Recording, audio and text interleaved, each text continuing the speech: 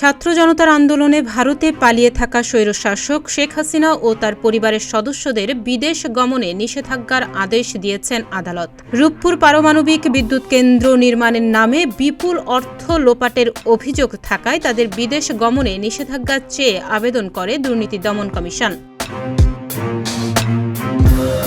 মঙ্গলবার দুদকের আবেদনের পরিপ্রেক্ষিতে ঢাকার মেট্রোপলিটন সিনিয়র স্পেশাল জজ মোহাম্মদ জাকির হোসেন গালিবের আদালত এ আদেশ দেন। দুদকের পক্ষে সংস্থাটির উপপরিচালক মনিরুল ইসলাম তাদের বিদেশ গমনে নিষেধাজ্ঞা চেয়ে আবেদন করেন।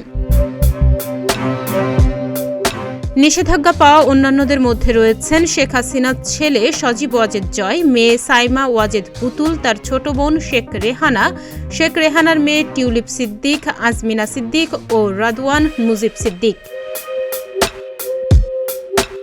আবেদনে বলা হয়, সংশ্লিষ্টদের বিরুদ্ধে রূপপুর পারমাণবিক বিদ্যুৎ কেন্দ্র নির্মাণের নামে প্রায় ৫৯,০০০ কোটি টাকা লোপাট বা আত্মসাতের একটি অভিযোগ দুদকে অনুসন্ধানাধীন।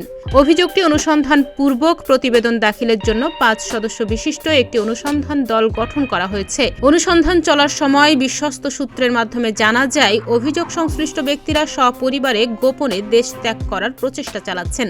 তারা দেশ ত্যাগ করে বিদেশে পালিয়ে গেলে অভিযোগ সংশ্লিষ্ট গুরুত্বপূর্ণ রেকর্ডপত্র প্রাপ্তিতে ব্যাঘাত সৃষ্টি হবে। এতে আরও বলা হয়, তাছাড়া সার্বিক অনুসন্ধান কাজে বিঘ্ন সৃষ্টিসহ সমূহ ক্ষতির কারণ রয়েছে। সেজন্য অভিযোগ সংশ্লিষ্ট ব্যক্তিদের বিরুদ্ধে আনীত অভিযোগের সুষ্ঠু অনুসন্ধান কার্যক্রমের স্বার্থে তাদের বিদেশ গমনে নিষেধাজ্ঞা প্রদান করা একান্ত প্রয়োজন।